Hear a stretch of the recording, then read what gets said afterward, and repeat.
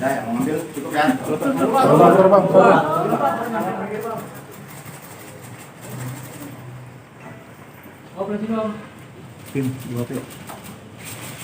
Om, apa kabar Om? Om sehat Om? Sehat Om. Sehat Om. Oke. Nah ya, cukup ya. Udah cukup ya? Om ada yang mau ngomong nggak Om? Om, ada pesan nggak, Om? Pesan Om, buat keluarga. Pada kesempatan kali ini kami Satreskrim Polres Jakarta Selatan memberikan update kepada rekan-rekan terhadap penanganan perkara tindak pidana penganiayaan sebagaimana diatur dalam pasal 351 Kitab Undang-Undang Hukum Pidana dengan pelapor ataupun korban inisial GBS terhadap terlapor yang saat ini sudah kami tetapkan sebagai tersangka dengan inisial PSH alias PG, laki-laki, umur 61 tahun, dengan tempat di mana kejadian perkara pada hari Jumat tanggal 30 Juni kemarin pukul 20.30 di salah satu bar hotel di kawasan Cilandak, Jakarta Selatan. Pada kesempatan kali ini kami sampaikan juga kronologis terjadinya tindak pidana penganiayaan tersebut. Bahwa korban pada saat di lokasi kejadian bertemu dengan tersangka PG. Pada saat pertemuan tersebut, pada jam yang kami sampaikan tadi, bahwa terjadi interaksi antara korban dengan tersangka. Pada saat interaksi tersebut, seperti yang pernah kami sampaikan sebelumnya di awal, bahwa ada gestur dari korban yang dianggap oleh tersangka tidak baik, sehingga memicu amarah dari tersangka.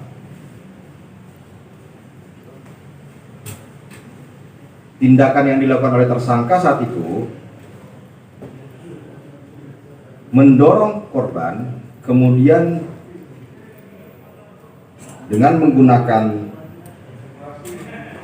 tangan korban memukul tangan pelaku memukul wajah korban sebanyak 1 kali, sehingga korban jatuh ke lantai. Kemudian dilanjutkanlah tindakan penganiayaan tersebut kembali pada saat korban sudah jatuh di lantai. Itu berdasar dari keterangan korban, persesuaian dengan keterangan saksi lain yang sudah kami lakukan pemeriksaan sejauh ini. Setelah kami menganalisa CCTV dan keterangan saksi di TKP, terdapat persesuaian bahwa kami yakinkan bahwa ada perbuatan pidana, dan kemarin kami sudah menetapkan yang bersangkutan sebagai tersangka. Dan kami tetapkan sebagai tersangka dengan dugaan pasal 351 KUHP. Mengacu pada pasal 20 dan 21 Hukum Acara Pidana, sejak hari ini sampai dengan 20 hari ke depan, tersangka PSH alias PG akan kami lakukan penahanan. Saksi-saksi yang sudah kami lakukan pemeriksaan sejauh ini kurang lebih 7 orang, sampai dengan saat ini 7 orang saksi termasuk saksi korban. Dengan alat bukti pendukung lainnya adalah CCTV, visum dari rumah sakit, kemudian rekam medik dari rumah sakit Pondok Indah. Korban pada saat setelah terjadi kejadian langsung dilakukan perawatan di rumah sakit Pondok Indah, dan setelah kita mendapatkan keterangan dari rekam medik tersebut, korban mengalami luka-luka pada bagian luka lebam di bagian muka, pelipis kanan, bagian hidung, serta berdasarkan hasil rekam medik yang kami terima, korban mengalami fraktur tulang pada bagian hidung korban, sehingga harus mendapatkan perawatan lanjutan.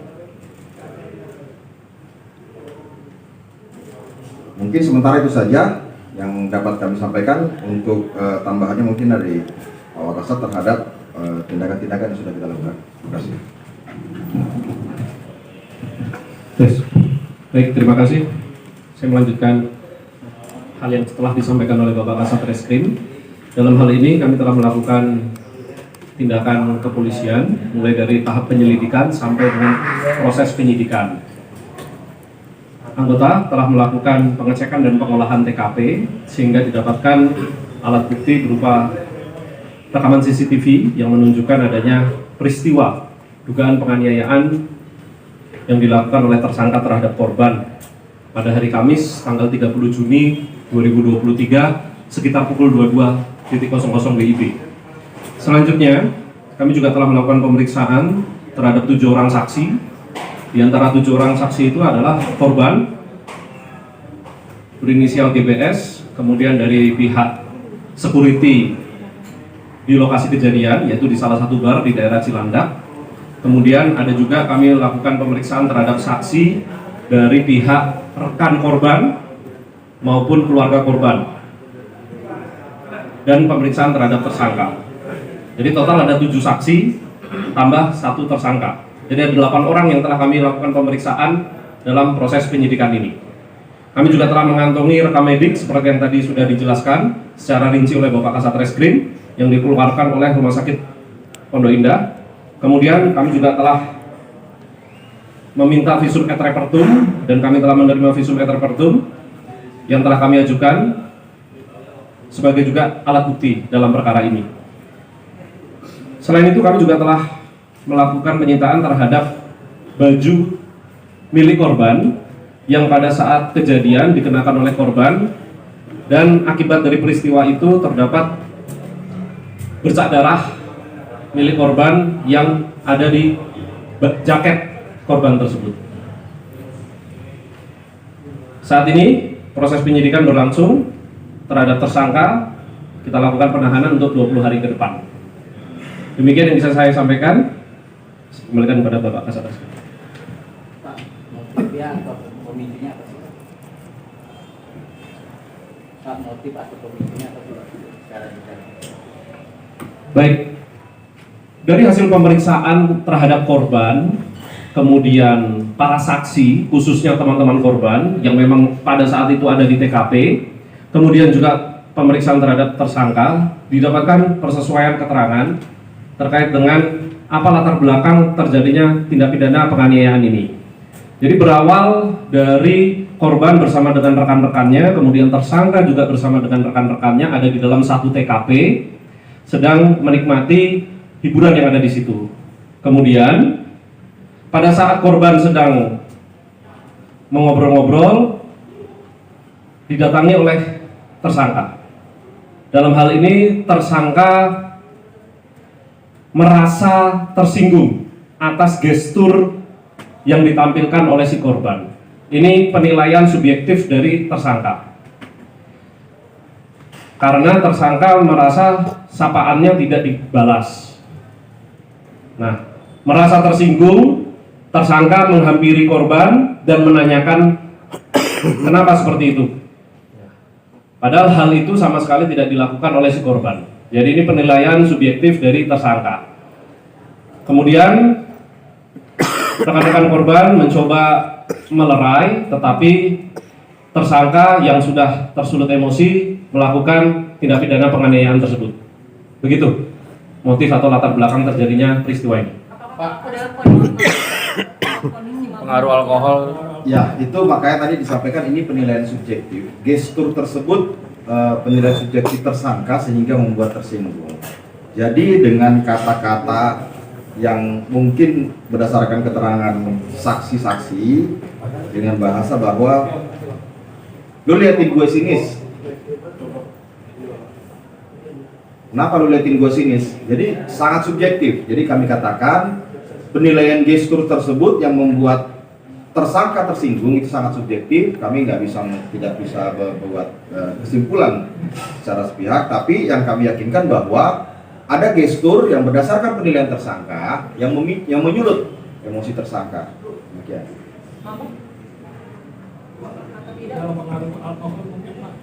Jadi dalam proses peristiwa tersebut tersangka dalam kondisi sadar. Memang pada saat itu mengkonsumsi minuman beralkohol, tapi tidak berarti tersangka dalam kondisi mabuk. Tersangka dalam kondisi sadar. Pak, dari kronologi tadi apa ada yang dibantah atau disangka oleh tersangka? Mungkin sebagian atau sepenuhnya diakui seperti itu kronologinya? Sejauh ini secara garis besar berdasarkan pemeriksaan saksi-saksi dan alat bukti pendukung lainnya semuanya persesuaian. Jadi tidak menjadi kesimpulan kami dalam proses penyidikan sehingga kami menetapkan tersangka terhadap yang bersangkutan. Saat diperiksa, tersangka cukup kooperatif ataukah ada bantahan apa? Ya, sejauh ini keterangan-keterangan saksi yang kami dapatkan itu persesuaian, sehingga dalam proses penyidikan itu kami berpatokan terhadap dua alat bukti.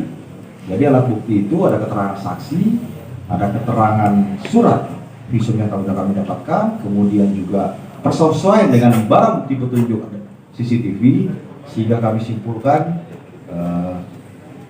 telah terjadi dugaan tindak pidana penganiayaan sebagaimana pasal 351 dengan tersangka PG. Pak, ada pelaku dari ada minta maaf gitu ke korban, Pak, ada usaha untuk minta maaf? Ya, itu tidak masuk dalam penyidikan kami, saudara. Pak, tersangka apa ada luka sebaliknya, Pak? Tersangka apa ada luka sebaliknya karena menurut pengakuan kuasa hukumnya itu ada serangan balik atau Berkelahi. Ya, jadi seperti ini. Dalam penanganan perkara, kami dalam penanganan perkara pidana, kami juga penyidik menganut asas equality before the law, kesamaan di muka hukum. Jadi silahkan saja. Cuman pada akhirnya nanti kami akan menguji fakta-fakta itu. Kami akan menguji persesuaian daripada bukti, keterangan saksi dan alat bukti lainnya. Namun sejauh ini terhadap perkara yang kami tangani dengan pelapor GBS, kami sudah dapat menyimpulkan bahwa terjadi dugaan tindak pidana 351 dengan tersangka PG berdasarkan dua alat bukti. Demikian. Pak, kan umurnya 61 tahun ya kalau masalah PDA ini ada perbedaan masa hukuman nggak nanti? Tidak. Nanti Sama. ya kami tidak bisa menjawab karena itu di pengadilan. Pak, korban itu apa public figure dan saling kenal nggak Pak, sama tersangka? Untuk korban profesinya apa saling kenal juga?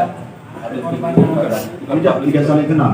Bukan public figure. Bukan public figure juga, hanya berada di satu waktu dan lokasi yang sama.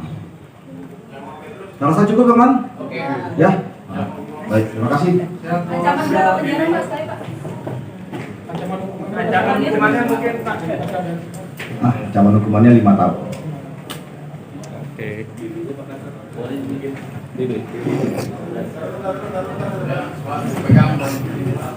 Ini jaket ya. Apa? Pakai mic, Pak. Pakai mic.